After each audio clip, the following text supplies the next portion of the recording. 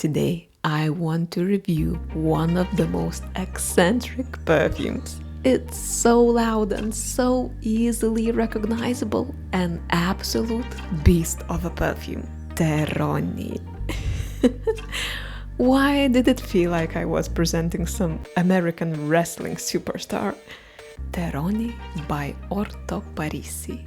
The perfumer behind this fragrance is Alessandro Gualtieri, a true eccentric and carefree spirit of the modern perfumery world.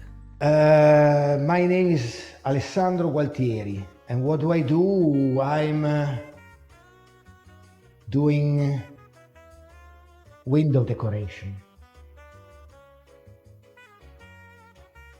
Not only did he create Terroni, but he actually founded the whole Orto Parisi brand. And he's also the mastermind behind the perfume house Nasomato. So, what's the smell of Terroni? Officially, the perfume was inspired by the land around the Italian volcano Vesuvius. The scent is supposed to remind us of soil, of roots, and it should evoke this feeling of belonging to the earth. When I came up with the idea to create this volcano artwork using my kids' stamps, it made me so happy. Tiny hearts and red-hot lava, baby ducks. Even those stamps were made in Italy, just like Orto Parisi.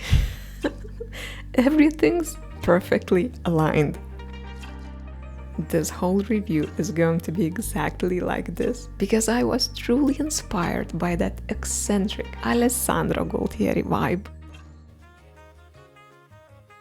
Maneuver the everything that goes through our body or animal body or anything, I found it always interesting. Let's talk about the notes of the perfume. Maybe they will help us to decode the smell of Terroni. So the notes are... None! The notes are a secret! Master Gualtieri never reveals the ingredients he used in his perfumes. Instead, he wants us to truly experience the smell. To contemplate the inspiration behind the perfume, or imagine the smell through the visuals on the box, or inside the box.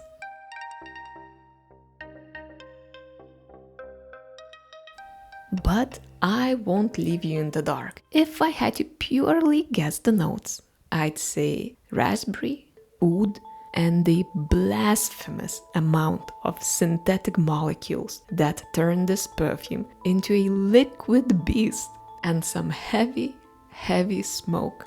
Of course, if you go online and search for the notes, you will see quite a few of them. But they're mere guesses made by the fans of the perfume. I can clearly remember the time when I purchased my bottle of Terroni, maybe 4 or 5 years ago, and tried to look for the notes elsewhere, not on the official website. There were none. And that was beyond intriguing for me. People of the internet, please delete the misleading notes and bring back the secret. Every time I smell Terroni, all I can think about is raspberries, madly amplified, synthetically engineered, masculine raspberries. I would even go that far and say that Terroni reminds me of raspberry liquor, sweet and sour and insanely strong.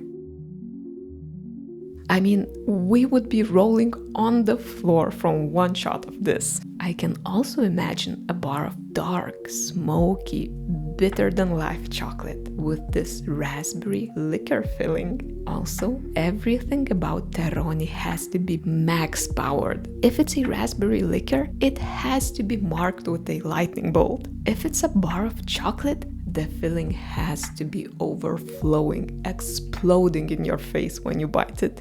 Just the other day, I was shopping for groceries. While I was casually shuffling through the tomatoes, the bright red beast in the form of a perfume hit my nose. It was Terroni. What a fun coincidence. I was preparing a review about Terroni and someone was wearing it while shopping for potatoes, proving that even 7 years later, after being released, Terroni is still a beloved choice by many. Is a supermarket suitable for such a perfume? Absolutely not. Terroni is not your casual white t-shirt and jeans spritz. It requires a very specific mood and a specific setting, and it can be owned only by those who know what they are doing. Terroni is a weapon, a superpower that requires great responsibility only if you care about others and their olfactory well-being, of course. You can wear this. There's a lovely term in Japanese culture, kaiju.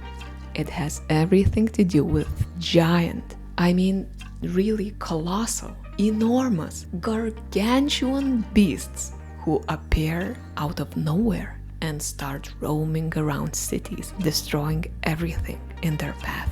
So I drew Terroniju, a humongous ancient beast who has merged with 2 volcanoes over the millennia. His skin is boiling underneath and forming into those red lava blisters that may or may not explode at any given second. And if they do, the air would be filled with this weirdly sweet, acidic, extremely smoky aroma. Some people even think that this beast resembles a raspberry. I wonder why. A few months ago, I did a review on Black Afgano, the other beast created by the same perfumer, Alessandro Gualtieri. Terroni and Black Afgano are quite often compared to each other. Let's see what the similarities are. That masculine raspberry note, eternal longevity. They both smell like something sweet is on fire. They're both smoky, scary, and intimidating. And definitely none of them is an easy office-friendly perfume. Also, both of them have a similar dry down, and I could definitely tell that they were created by the same perfumer. And what are the differences? Terroni is even louder. Terroni is more sour and fruity, more berry-like, and Terroni is even more beastly. Black Afgano is more woody and smoky, while Terroni is more fruity and smoky. In my Black Afgano review, which I did 5 months ago, I used this quite uncommon scratching technique for the final drawing. So I thought that it would be really cool to replicate that style for Terroni, since these 2 perfumes are somewhat closely related. I tried different paints on different papers to see which combination worked best and provided me with the most pleasing scratching experience.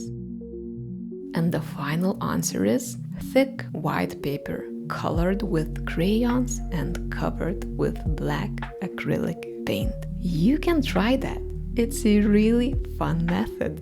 Just take a piece of really thick paper and completely cover it with your color of choice. Then pour yourself some black acrylic paint and cover your beautiful colors completely. Make sure to apply a rather thin layer because it will be easier to scratch out your artwork later. While I was waiting for my paint to dry, I sketched a few options for my final Terroni artwork.